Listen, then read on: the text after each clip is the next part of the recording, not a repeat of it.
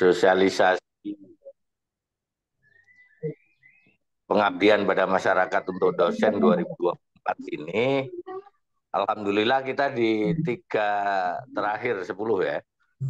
Ini sudah itkum minan nar ini. Jadi pembebasan dari api neraka. Nah, tapi syaratnya kan untuk bebas dari neraka itu harus banyak mengabdi. Perbedaan antara penelitian yang hanya berhenti pada tataran memahami. Sementara kalau pengabdian mestinya kan implementasi dari temuan penelitian yang sudah diketahui bla bla blanya, ya kan? Apa umpamanya variabel-variabel yang menyebabkan terjadinya sebuah kemiskinan, kenakalan remaja, drop out, narkoba, itu sudah diketahui melalui penelitian. Tetapi kemudian yang menarik dari sebuah pengabdian masyarakat itu adalah bagaimana kemudian para pengabdi itu memiliki kemampuan menyapa, berkomunikasi, mengembangkan instrumen-instrumen bagaimana temuan yang di penelitian itu kemudian terpahami, diyakini, dan akhirnya menjadi sebuah gerakan bersama masyarakat untuk menjadi lebih baik, menjadi lebih berdaya. Jadi intinya poin pertama ini untuk bebas dari neraka adalah dibutuhkan kerja kreatif untuk menerjemahkan temuan pada penelitian agar terimplementasikan pada masyarakat terteliti. Kalau di pengabdian kita menyebutnya sebagai masyarakat dampingan kita, mitra kita. Jadi dengan perspektif seperti itu, Pak Erik, sesungguhnya tidak ada lagi hierarki penelitian lebih tinggi, katakan kastanya dari pengabdian dan sebaliknya. Justru dalam bahasa saya ini boleh di-quote ini, bahwa pengabdian itu sesungguhnya kata kuncinya adalah bagaimana dengan mengutip Al-Ghazali begitu ya, bagaimana seorang alim, seorang researcher, seorang akademisi itu mampu membahasakan dalam bentuk instrumen, metode, cara menyapa masyarakat sehingga sesuatu yang sifatnya akademis itu terpahami, teryakini, dan akhirnya bisa mengubah keadaan masyarakat menjadi lebih baik oleh mereka sendiri. Jadi itulah kenapa Ihya Ulumuddin itu, buku yang sangat sofistik itu, menjadi baca sekian miliar manusia, karena sesuatu yang jelimet in between diskursif akademik itu kemudian oleh Ghazali bisa dibahasakan, disampaikan dengan bahasa yang sederhana dan terpahami. Nah, kira-kira begitu analoginya. Dari penelitian ke pengabdian. Itu yang pertama. Yang kedua, saya selalu sampaikan pada Pak Eri, pada semua teman-teman LP2M, pada Pak Hafid barangkali yang pernah ketemu saya, sesungguhnya ini tingkatannya sampai tingkatan obsesi sebenarnya. Obsesi ya. Meskipun tidak obsesif gitu ya. Bahwa alangkah bahagianya IAIN Madura, CQ LP2M, begitu kan. Seandainya kemudian dari sekian pengabdian yang dilakukan oleh dosen kita itu, kemudian ketemu sebuah model pemberdayaan. Model pemberdayaan masyarakat pesisir seperti apa? Model pemberdayaan persoalan sampah seperti apa? Dan seterusnya. Jadi ini sebuah kerja yang yang sangat mulia, sangat menantang, dan sebagainya. Yang ketiga, Pak Erik, bahwa proses dari dan semua peneliti, pengabdi, maaf, proses dari pengajuan PKM kita ini sama persis dengan penelitian, tidak ada bedanya apa sama sekali, kecuali di dalam tagihan itu ya. Dan kayaknya di Unitab Bimas itu sudah ditambahkan 3 feature itu, yaitu executive summary, essay, dan kemanfaatan. Kemanfaatan ini adalah kayak Abizar. Cara aplikasi merespon merespon tuntutan lembaga bahwa apa yang kita lakukan itu memiliki impact gitu ya. Jadi sekali lagi itu untuk merespon dari keinginan kita semua, dan kita berharap khusus untuk LP2M dan pengabdian di tingkat IAIN Madura, we need a real success story. Kita benar-benar membutuhkan satu kisah keberhasilan yang real, yang itu kemudian bisa disuit menjadi sebuah model pemberdayaan masyarakat. Baik itu model proses maupun untung-untung kalau proses dan hasilnya yang kemudian bisa di scale up sesuai dengan levelnya masing-masing. Jadi saya katakan model pemberdayaan pada ekonomi kreatif pantai dengan hasil olahan laut dan seterusnya itu seperti apa? Model pemberdayaan madrasah yang Senin Kemis pendanaannya sehingga kemudian bisa melibatkan masyarakat, nggak hanya nunggu bos. Itu seperti apa? Itu saya pikir contoh-contoh seperti itu mudah diucapkan, tetapi butuh ketekunan, keuletan, pendampingan dari kita semua. Akhirnya mudah-mudahan PKM 2024 ini benar-benar menjadi sesuatu yang mendatangkan manfaat dan barokah untuk Madura dan untuk lembaga maupun untuk para pengabdi. Sekian Pak Erik. Setelahnya saya mohon izin karena saya harus rokokan begitu kan. Assalamualaikum warahmatullahi wabarakatuh. Loh kok mati? Waalaikumsalam warahmatullahi wabarakatuh. Waalaikumsalam warahmatullahi wabarakatuh. Waalaikumsalam warahmatullahi Monggo wabarakatuh. Pak Hulid untuk menyampaikan poin-poin dulu, poin-poin apa? Mungkin perubahan-perubahan terkait dengan kebijakan PKM yang 2023 dengan yang sekarang gitu. Monggo Pak Hulid sebagai Kapus Pengmas melengkapi arahan dari Pak Masur, dipersilakan.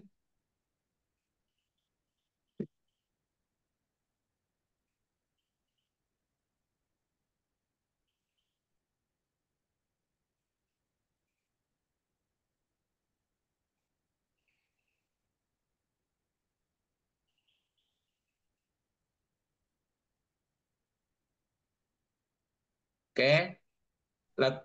Oke, kita lanjut dulu nih, laptop Pak Hulid error. Nanti bisa. Halo Pak Hulid? Oh bisa, Pak. Bentar. Assalamualaikum warahmatullahi wabarakatuh. Waalaikumsalam warahmatullahi wabarakatuh. Bismillahirrahmanirrahim. Terima kasih Prof. Eri. Jadi ada sedikit hal yang perlu saya sampaikan terkait dengan pengabdian pada masyarakat tahun anggaran 2024. Untuk teknis barangkali nanti Prof. Eri yang menjelaskan, karena memang beberapa kebijakan dari Ketua LP2M untuk pengabdian maupun penelitian itu menggunakan 2 jenjang. Jadi kita akan ikut ke Litabdim.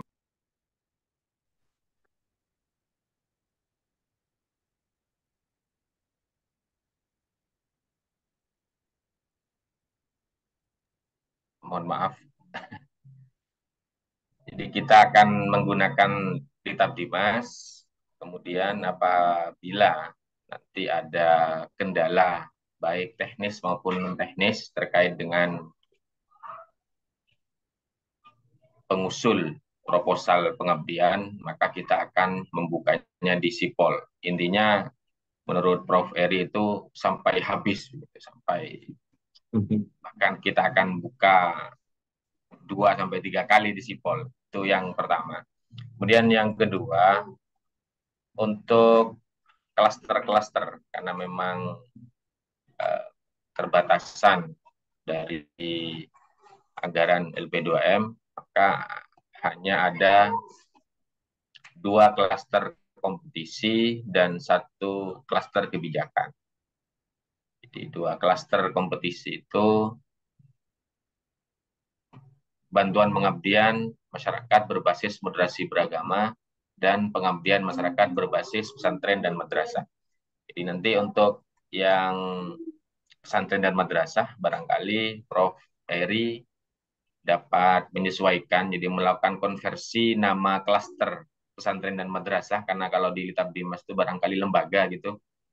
Monggo Prof. Eri yang nantinya akan menentukan kira-kira klaster apa di Litabdimas yang sesuai dengan basis pesantren dan madrasah ini.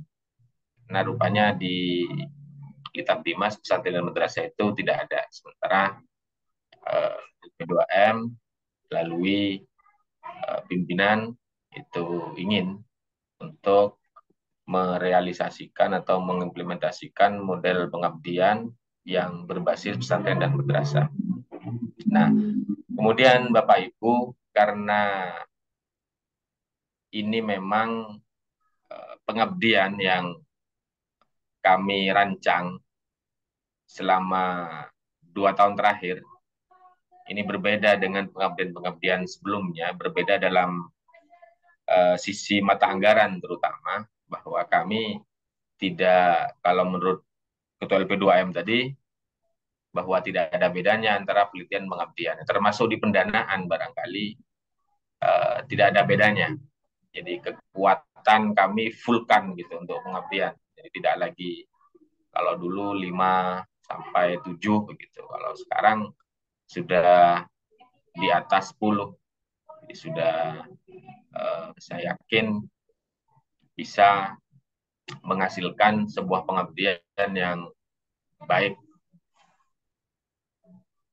Oleh karenanya, kami berharap pada seluruh pengusul nantinya untuk membuat proposal sesuai dengan pedoman dan juknis kita yang nanti akan disampaikan oleh Prof. Eri, tanpa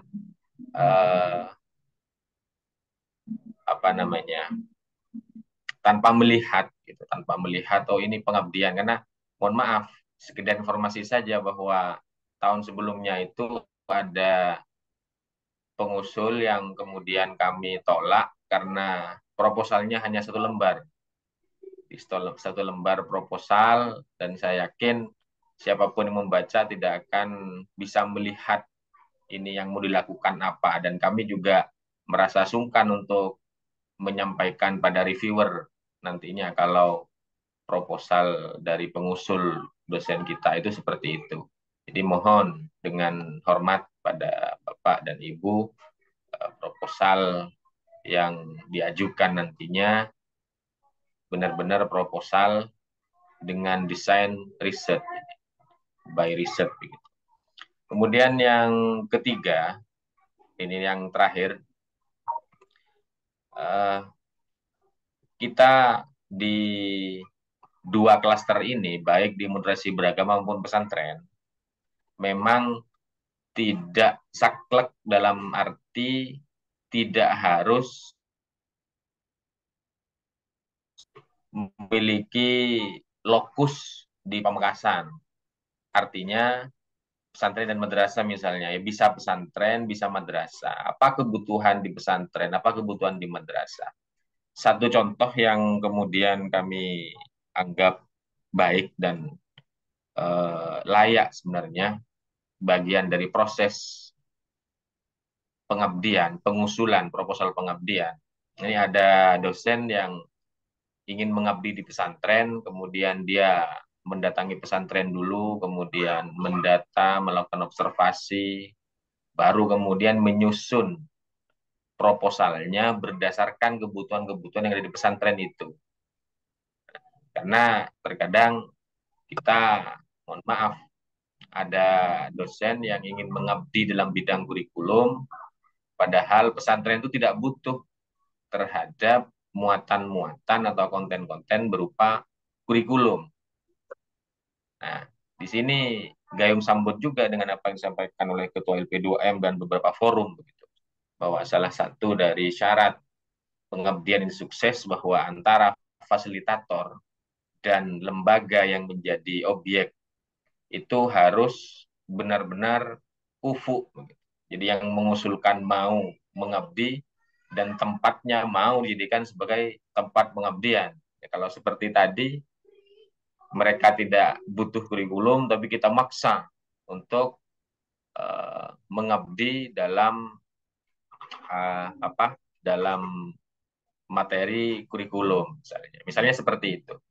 Barangkali itu gambaran-gambaran dan tidak ada perbedaan yang signifikan, tidak ada hal yang perlu untuk dijadikan sebagai sesuatu yang memberatkan barangkali karena ada perubahan itu, kecuali di output. Itu pun kalau di output kemarin sesuai dengan apa yang disampaikan oleh Pak Kasih, bahwa ada yang baru di output kita, yaitu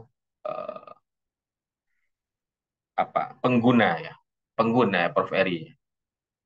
Jadi dan tidak berupa pengguna itu tidak muluk begitu. Dia cukup sertifikat yang menyatakan bahwa dosen YIN Madura itu dibutuhkan oleh lembaga.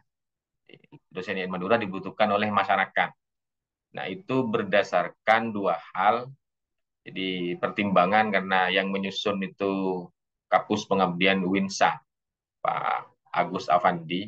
Pertimbangannya yang pertama, karena ada instrumen di ISO, kemudian Winsa pernah menjadi sampel BPK, dan yang ditanya salah satunya adalah apa bukti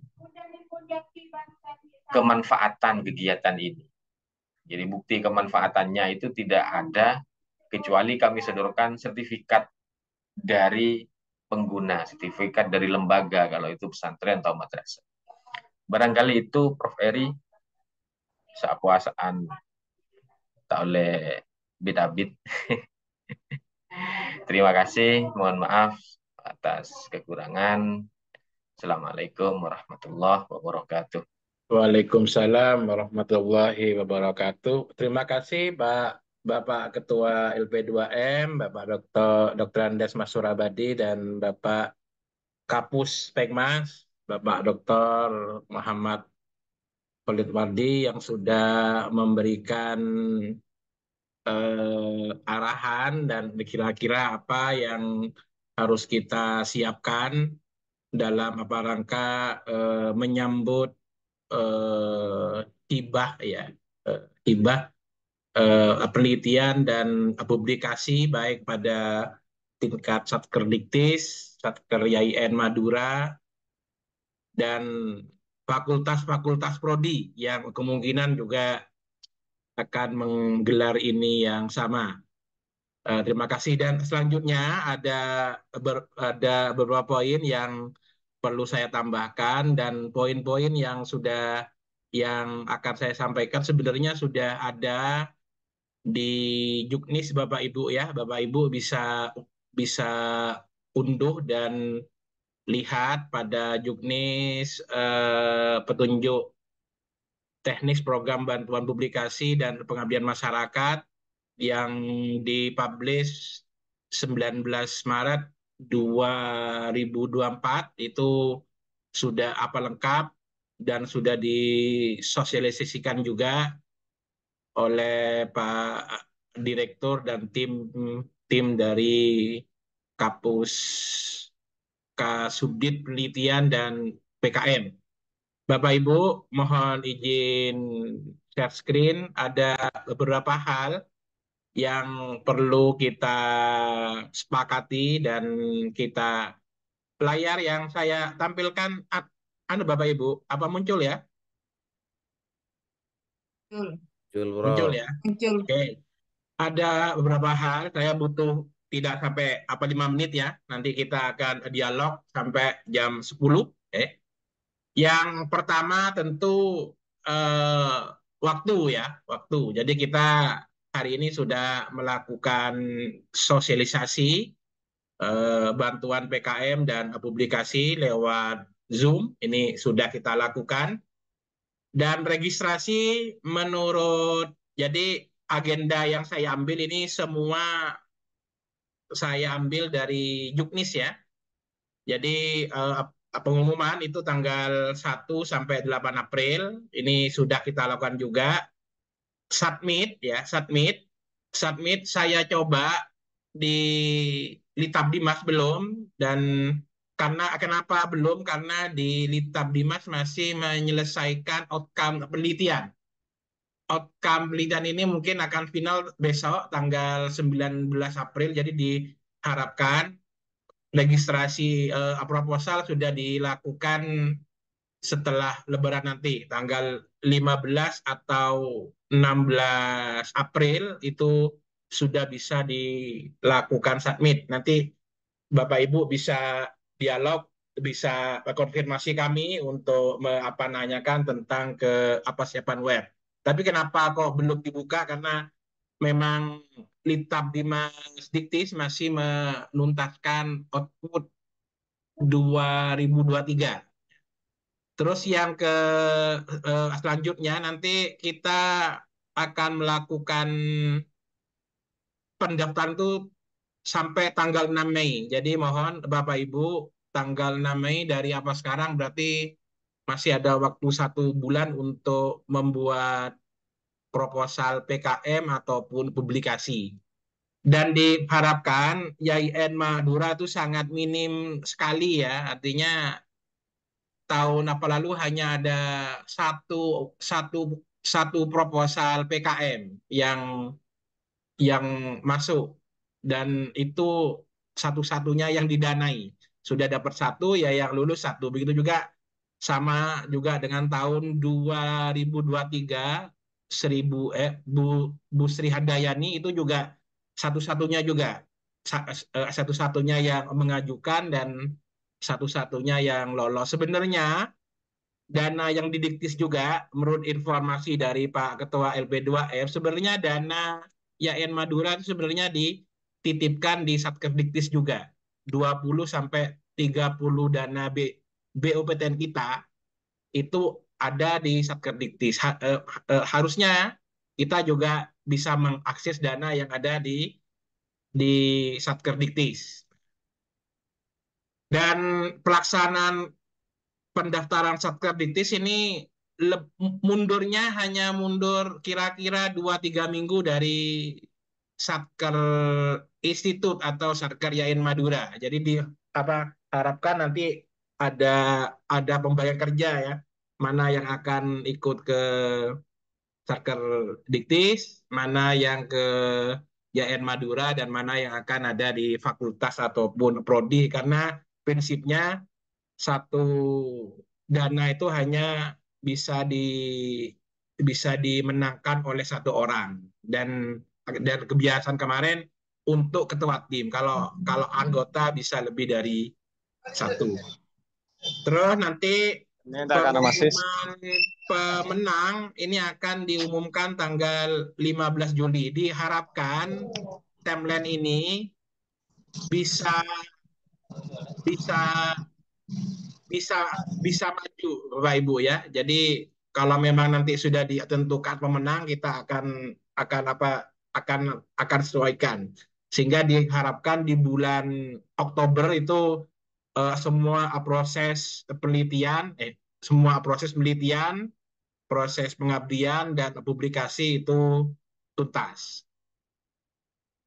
Oke, Bapak Ibu, ini untuk rancangan PKM dosen. Jadi ada dana BUPTN itu ada di tingkat Diktis dan Yain Madura. Sedangkan yang kami umumkan ini hanya untuk Satker Yain Madura. Ada 10 ya, ada 10 proposal yang akan didanai, baik kompetitif ataupun secara kelembagaan. Ini ada 10, ada pengabdian yang berbasis moderasi beragama, ada pengabdian yang berbasis pesantren dan madrasah, dan ada PKM yang berbasis desa mitra.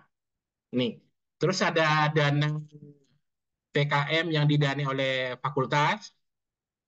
Ini nanti akan sesuaikan dengan bidang keilmuan pada masing-masing program studi. Ini akan dibuka di fakultas masing-masing. Dan yang ketiga itu adalah pendanaan PKM yang dirancang secara mandiri. Ini Bapak Ibu yang akan dilaksanakan pada tahun ini.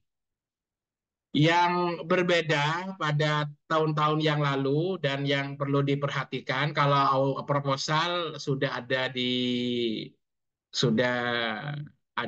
Juknis, dan mungkin yang agak baru ini adalah nanti pada waktu pelaksanaan PKM ataupun publikasi itu setiap pengabdi atau setiap peneliti itu diharapkan melakukan isian logbook ya. Jadi ini outcome yang nanti akan dinilai untuk pencairan dana tahap 2. Nah, ini ada isian logbook. Logbook ini berarti catatan harian ataupun catatan pada masing-masing tahapan-tahapan yang sudah dilakukan oleh pengabdi sesuai dengan proposal. Kalau publikasi apa ya? Publikasi mungkin bagaimana bentuk diseminasinya, bagaimana proses revisi buku itu. Intinya ada proses, dan nanti harus ada keterkaitan antara logbook, laporan akademik, dan metode yang dipilih pada masing-masing bantuan. Terus yang ketiga, laporan pertanggungjawaban keuangan. Jadi ini bukan SBK, jadi PKM dan publikasi itu bukan SBK, tapi tetap SBM, sehingga lampiran kwitansi keuangan harus ada. Terus draft artikel ini disesuaikan dengan masing-masing klaster. Jadi semakin tinggi klasternya, maka juga luarannya akan semakin tinggi. Ini terkait dengan PKM ya. Terus ada bukti manfaatan. Biasanya yang dilakukan itu adalah MOU dengan eh, institusi ataupun kelompok yang dampingi. Apa yang didampingi itu biasanya dituangkan dalam bentuk MOU atau bukti bukti bukti bukti kemanfaatan. Dan ini juga ada evaluasi perubahan dampak program sebelum dan setelah. Ini mungkin sama dengan yang dilaporkan di laporan akademik, tapi diambil spot pada perubahan dampak proses PKM yang sudah dilakukan oleh pengabdi. Dan di Litab Dimas itu ada narasi singkat bantuan yang menggambarkan aspek penting temuan yang dinarasikan dengan bahasa populer ini, benernya yang poin 7 ini diharapkan ada publikasi lah, ada diseminasi hasil PKM yang sudah dilakukan oleh pengabdi ke sosmed ataupun ke berita kampus atau di berita online. Ini sama dengan desain yang dibuat oleh pengabdian masyarakat pada tingkat Yayan Madura atau yang nanti akan dilakukan di Apasipol, yaitu ada laporan akhir sama logbook, sama ada draft artikel sesuai dengan klaster pengabdian yang dipilih. Nah, ini yang lebih maju ya daripada di Diktis. Ini sudah diminta kita ada link publikasi media berita online ataupun link video publikasi melalui media sosial. Kemarin disepakati minimal ditayangkan di web prodi ataupun fakultas sehingga web prodi kita tidak kosong. Terus bukti kemanfaatan program ini bisa kita diundang oleh pihak yang didampingi sehingga nanti kita juga akan dibuktikan dengan sertifikat undangan, dan sertifikat itu adalah bentuk kemanfaatan program yang telah dilakukan oleh Bapak Ibu. Lagi-lagi ini adalah untuk kepentingan prodi ataupun fakultas ataupun institusi untuk memperoleh predikat unggul. Selanjutnya yang terakhir adalah laporan keuangan sesuai dengan standar SBM ya. Untuk outcome insya Allah sama, yaitu adalah jurnal terakreditasi Sinta dan juga sertifikat HAKI. Itu sama, baik itu pada tingkat Institut YIN Madura ataupun tingkat Satker Diktis. Oke, desain saya kira ini sama Bapak Ibu. Yang pertama sistematika nanti bisa Bapak Ibu cek pada masing-masing juknis. Untuk YIN Madura diharapkan melibatkan mahasiswa, dan nanti seperti yang dijelaskan tadi, ada output dan ada outcome yang harus dipenuhi yang sudah dijelaskan tadi. Dan yang terbaru itu adalah ini adanya bukti manfaatan dana aparasi program bantuan. Mungkin ini yang baru ketimbang PKM yang dilakukan pada tahun-tahun sebelumnya. Untuk aplikasi ilmiah ini ada 3 klaster yang dibuka. Pertama adalah bantuan peningkatan kualitas jurnal internasional. Ini untuk satu jurnal. Diharapkan dari bantuan peningkatan kualitas jurnal internasional, yaitu jurnal-jurnal yang ada di YIN Madura bisa meningkat peringkat Sintanya, yang umpamanya dari Sinta 3 bisa ke 2, yang dari 4 bisa ke 3 atau ke 2, yang peringkat 2 bisa ke 1. Artinya walaupun nanti dimenangkan oleh satu jurnal, itu diharapkan jurnal yang mendapat bantuan ini untuk mengajak 27 jurnal untuk belajar bersama dan maju bersama. Terus yang selanjutnya ada 2 bantuan penulisan dan penerbitan. Jadi ini mohon maaf Bapak Ibu ya. Jadi kami ambil apa adanya di desain YIN Madura, penghargaan penulisan buku referensi dan ada bantuan penerbitan buku ajar. Kalau di apa namanya di Juknis yang ada di Diktis itu adalah bantuan penulisan dan penerbitan buku. Jadi bukunya itu tidak dibedakan mana yang referensi, mana yang buku ajar. Nah, untuk Yain Madura ini masih dibedakan sesuai juknis yang lalu. Nanti kita akan tunggu arahan dari pimpinan. Apakah ini akan dilebur jadi satu satu satu apa klaster yaitu bantuan penulisan dan penerbitan buku ajar. Jadi yang akan direkam atau yang akan dilaporkan adalah mulai dari proses penulisan, perancangan sampai buku itu terbit ya, terbit dengan IS ISBN lah ini. Jadi untuk publikasi dosen ini ada 5 bantuan yang akan dikompetisikan.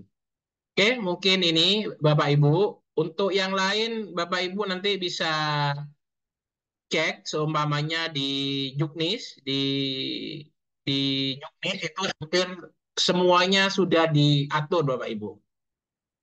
Itu yang Yayan Madura. Kalau yang Diktis ini banyak apa ragamnya ya Bapak Ibu ya, mulai dari penghargaan penulisan artikel jurnal internasional bereputasi. Jadi yang punya artikel yang terbit di Q1 atau Q2 selain mengakses nanti yang akan diumumkan oleh rumah jurnal, tapi juga bisa diajukan di Diktis. Ini dananya 25 juta.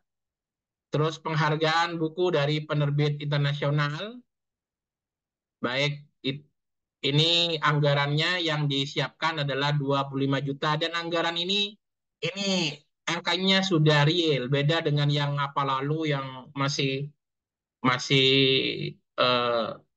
50 juta ya, tapi ini real yang yang akan didapat. Terus ada bantuan alih media hasil penelitian dan PKM. Ini yang mungkin untuk kawan-kawan yang punya konsen di apa namanya di bidang media atau ya dosen-dosen KPI ini juga bisa membantu dosen-dosen yang lain dari Yayan Madura untuk ber, ber, berkompetisi untuk mendapatkan bantuan alih media hasil penelitian.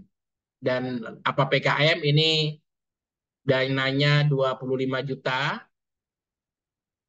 Tuh, lah ini deh, bantuan penulisan dan penerbitan buku. Jadi ini tidak dipecah lagi apakah ini buku referensi atau monograf. Ini satukan. Nanti kami akan minta petunjuk ke pimpinan apakah ini akan disatukan dengan klaster ini. Kalau di Diktis ini anggarannya 30 juta. Kalau di Yayan Madura tidak sebesar ini. Bisa separuhnya ya. Pendampingan kualitas jurnal nasional terakreditasi. Jadi ini juga mohon nanti bisa Bapak Ibu manfaatkan karena sungguhnya dana yang ada di Diktis itu adalah juga dana dari YIN Madura. Nih Bapak Ibu, klaster-klaster yang dibuka baik pada Satuan Kerja Diktis ataupun PT KIN. Jadi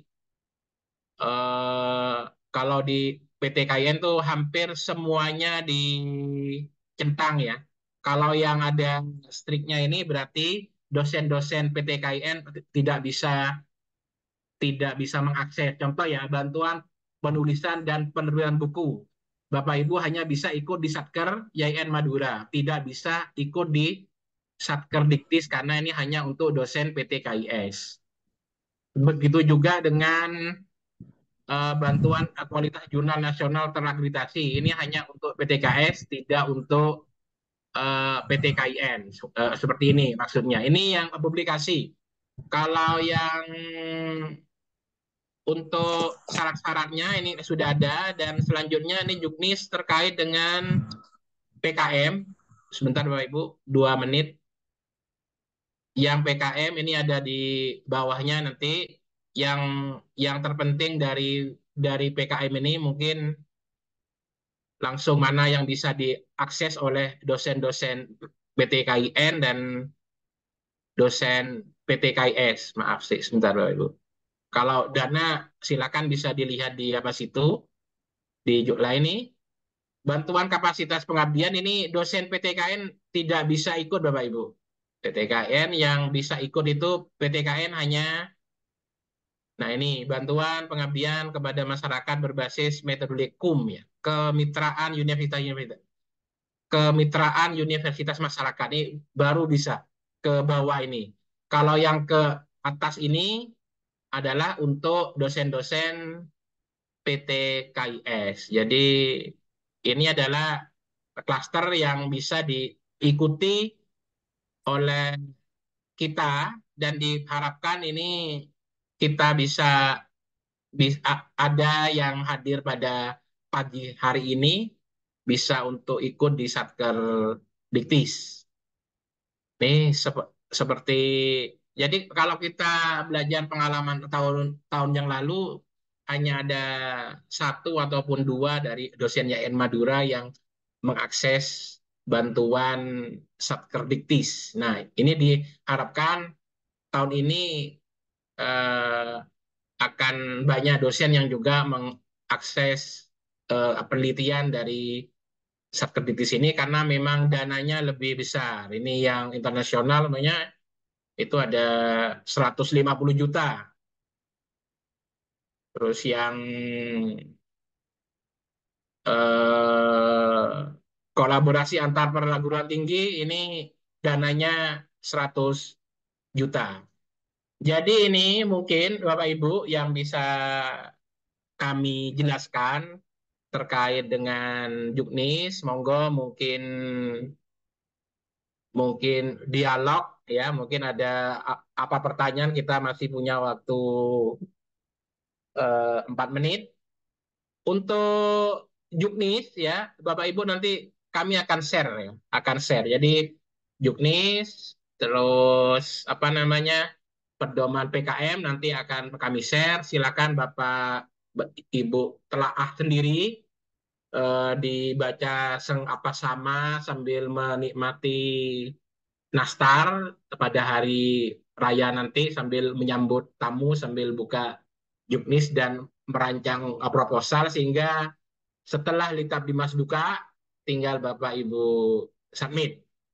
Dan tadi sebelum Bapak Ibu masuk, sebenarnya kami ngobrol nanti akan ada model pelatihan ya, pelatihan atau kita ngobrol bareng lah, kira-kira apa yang harus disiapkan dari proposal, apa ya, kiat untuk menembus bantuan diktis lah. Mungkin itu nanti. Jadi kawan-kawan yang sudah buat proposal, mungkin nanti setelah Lebaran kita akan apa kumpul untuk mengadakan klinik artikel, bukan klinik artikel, klinik proposal ya, untuk nanti bisa di submit di diktis. Mungkin ini Bapak Ibu, monggo silakan. Dari Pak Kamar ada informasi Pak Kamar terkait dengan Sipol? Oke, untuk Sipol, progres yang terakhir masih melengkapi yang catatan kemarin, Pak Iri. Ya. Jadi insya Allah minggu depan ini sudah difinalkan kata informasi dari TIPD. Mudah-mudahan dan minggu depan sudah bisa menerima pendaftaran nanti. Oke, jadi kalau memang nanti Sipol sudah siap, kita secara berkelindan, ini pakai istilahnya Pak Masur, secara bahu-membahu kita juga akan bersama-sama fakultas untuk membuka PKM. Kalau yang di Sipol fakultas, maka juga diharapkan sudah membuka penelitian juga di Sipol setelah Lebaran semuanya gitu ya. Setelah Lebaran kita kita bahu membahu karena edaran rektor kita ada kewajiban dosen ya. Nah, kalau saya tidak salah memahami, dosen wajib melakukan satu penelitian dan satu PKM dalam 1 tahun. Nah, ini kan ketimbang kita buat mandiri, kenapa kok tidak kita coba ajukan? Monggo, Bapak Ibu, silakan kalau ada dialog kami buka. Oke, Prof, izin. Ya, monggo, Pak Dr. Ali Nur Hadi. Oke. Yang pertama, karena saya masih belum jelas di juknisnya juga belum tahu, mungkin akan di-share ya. Siap. Yang pertama adalah terkait dengan dana. Mungkin bisa disampaikan dana yang untuk PKM ini, misalkan di klaster yang disaingkan itu bisa diinfokan sekilas program PKM yang bisa diharapkan, itu yang pertama. Kemudian yang kedua, apakah ini juga mendapatkan kesempatan satu orang, misalkan sudah diputuskan mendapatkan penelitian, kemudian dia mengajukan PKM dan apakah juga berhak sama-sama menjadi ketua peneliti. Ini secara teknis. Dua itu, Prof. Ferry. Terima kasih. Ya, terima kasih Pak Ali Nur Hadi. Untuk dana kami nanti akan diputuskan oleh komite ya untuk yang YIN Madura, tapi besarnya insya Allah sama dengan tahun-tahun yang lalu. Jadi Pak Ali Nur Hadi bisa bisa sambil tanya, sambil bisik-bisik sama yang sudah memenangkan bantuan yang apa tahun yang lalu, sehingga itu bisa jadi gambaran. Syukur-syukur nanti komite memutuskan lebih Tambah. tinggi ya. Tapi kalau terkait dengan desainnya Pak, itu semuanya sudah ada di Litap kan. Dan di Litap itu tidak menentukan minimal, tapi yang ditentukan adalah maksimalnya. Yang nggak boleh itu adalah melebihi. Yang terkait dengan eh, apakah boleh ketua, jadi kalau ketua peneliti sependek yang saya tahu itu hanya berhak untuk mengakses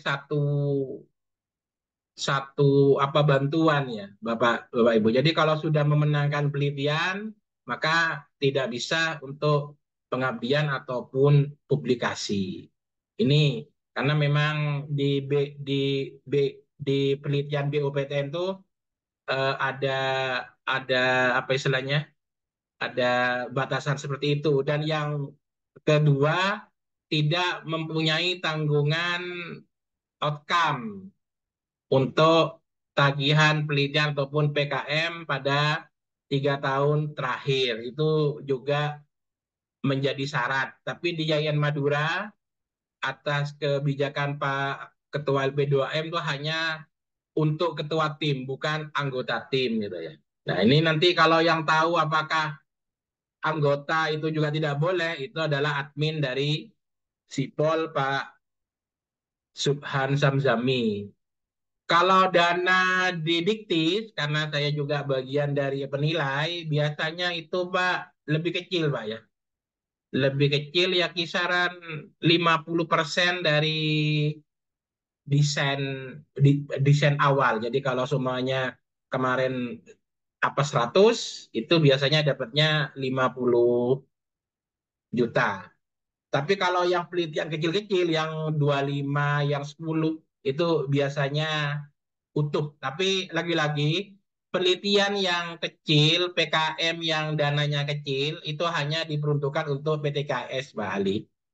Untuk PTK ini, kita berapa saingnya yang di atas 25 juta, 25, 50, 100, biasanya mainnya mainnya tuh begitu, karena kata Pak Direktur kalau dosen-dosen PTK itu sudah sejahtera, harus saingnya sudah pada tingkat global atau internasional.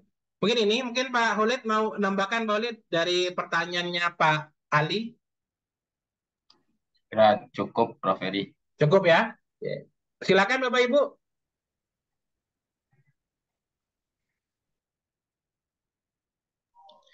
Bu Izin, Heni Prof. sepertinya. Bu Heni. Bu Heni, Izin, Prof. terus Pak Maimun ya, monggo. Kelihatannya cukup 3 ya. Setelah itu nanti kita bisa dialog di luar forum kan gitu ya. Monggo Bu Heni. Terima kasih Prof untuk waktunya. Yang pertama berkaitan dengan proposal yang diajukan ke Diktis. Kami dan tim itu punya pengabdiannya gini, temanya adalah One Madrasah, One Book, begitu kan Prof ya. Ya.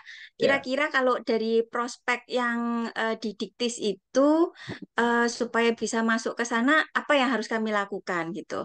Terus yang kedua berkaitan dengan persyaratan administratif, apakah kalau di diktis itu harus lektor kepala atau seperti apa gitu nggih Prof. Terus yang ketiga berkaitan dengan apa namanya cek plagiasinya Prof. Mohon diinformasikan. Terima kasih Prof. Ya oke, Bu Heni ya. Terkait dengan untuk penelitian pada tingkat sarkerdiktis, semuanya ada di Juknis ini Bu.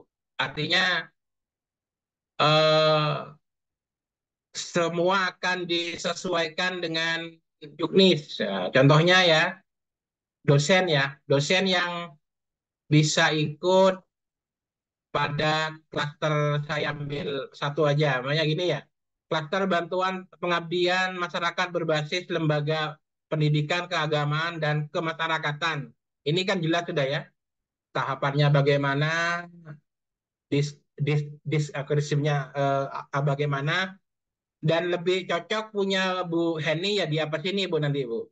Bantuan pengabdian masyarakat berbasis lembaga pendidikan. Tapi apa yang harus dia apa lakukan dan harus ada, yaitu tentu yang harus ada adalah ke apa senjangan ya di situ ya.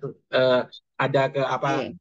ada kesenjangan, ada problem yang akan dilakukan pengabdian oleh apa pengabdi.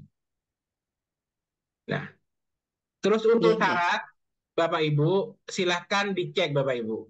Syaratnya memiliki akun ya, dosen apa tetap sudah punya eh, NIDN, dan ini bahkan kalau di tingkat diktif ini pejabat jabatan fungsional lainnya bisa dijadikan anggota Bapak Ibu. Terus ketua dan anggota tidak sedang menerima bantuan pada tahun yang sama ya, baik dari Kementerian Agama ataupun dari Satker PTKIN ya, tidak punya apa tagihan. Nah ini Bu, jadi setiap klaster tuh ada syaratnya. Ketua pengusul sekurangnya jabatan lektor bagi dosen dan menyesuaikan bagi selain dosen. Artinya kalau yang bukan dosen kayak kayak fung kayak fungsional lainnya adalah yang setara dengan lektor untuk klaster bantuan pengabdian masyarakat berbasis lembaga pendidikan, keagamaan, dan kemasyarakatan. Jadi ini sangat rigid dan ini juga yang nanti akan dipertanggungjawabkan. Ada yang menarik, Bapak Ibu. Ini semoga tidak berubah ya. Ini ya, outcome publikasi di jurnal nasional terakreditasi minimal Sinta 2. Jadi sudah tidak disebutkan lagi bahwa publikasinya harus di jurnal pengabdian masyarakat. Bebas ya, tapi temanya tetap harus sama dengan tema yang Bapak Ibu abdi gitu ya, bahwa bantuan pengabdiannya adalah tentang PKM yang berbasis lembaga pendidikan, keagamaan, dan kemasyarakatan gitu. Nah, bagaimana dengan di tingkat Satkeryain Madura? Tentu karena dananya sudah disesuaikan, maka Sintanya bukan Sinta 2 lagi, tapi cukup di Sinta 4. Jadi Bu Heni kalau memang belum lektor kepala, tapi kan sudah lektor kepala Bu ya? Oh, belum. Kalau Belum, belum belum. berarti dari Oke. ketua tim yang nanti akan menjadi apa namanya, yang untuk memenuhi administrasi lah situ. Dan insya Allah kalau judulnya agar apa namanya itu itu memang ada kesenjangan ya, maka itu ya, insya Allah bisa lulus gitu ya. Amin. Silakan terakhir, mungkin Nggih, ada tambahan lagi Bu Heni? sebentar Prof. Nggih.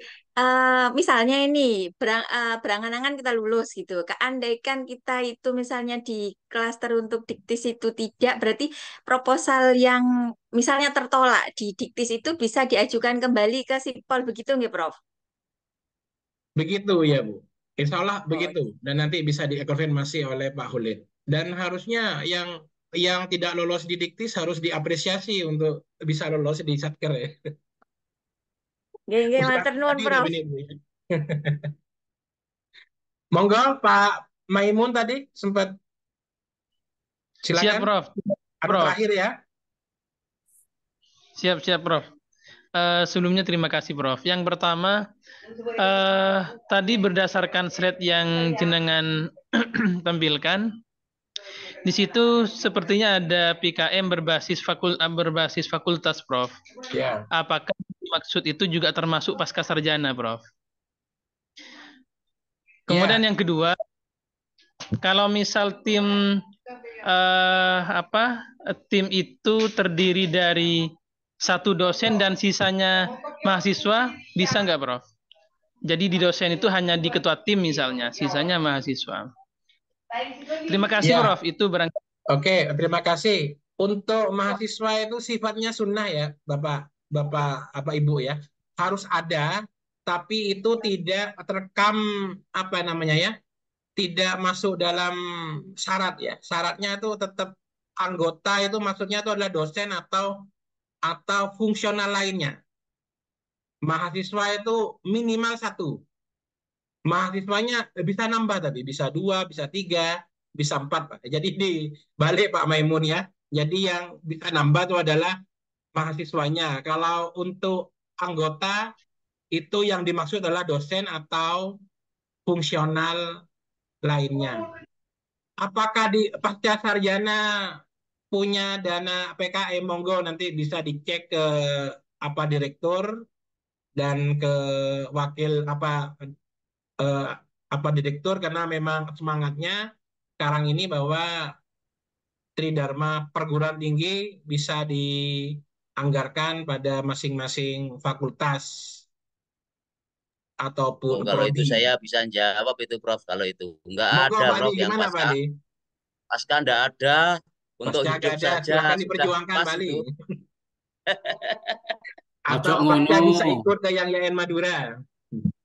Perlu diikhtiarkan barangkali, Pak Ali. Siap. Langsung usulkan. Langsung usulkan, toh jumlahnya tidak banyak kan, bisa 50 juta. Yang diharapkan kan nanti komitmen Bapak Ibu untuk semua proses yang dilakukan itu melalui Sipol, yang informasi Pak Kamar akan selesai dalam bulan ini. Pak Warek, ada tambahan Pak Warek?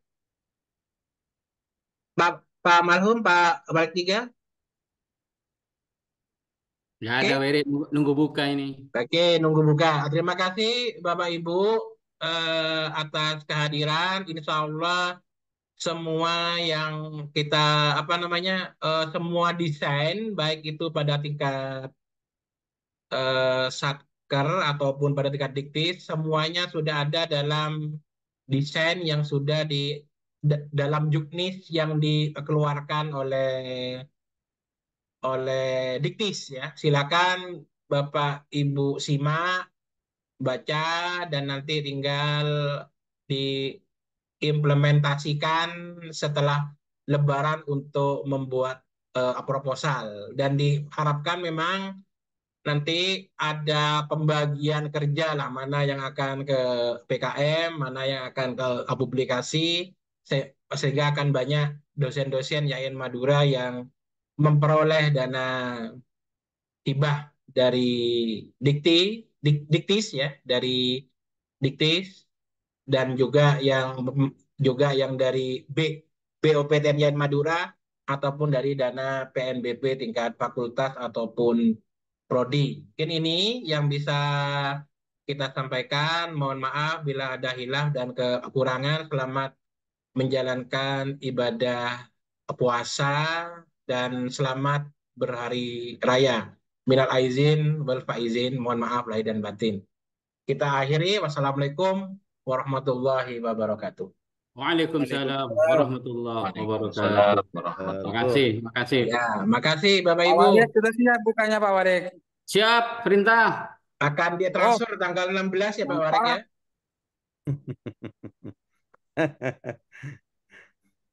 Izin Zoom-nya kami tutup Bapak Ibu. Mari. Siap, Prof. Assalamualaikum ya. Waalaikumsalam.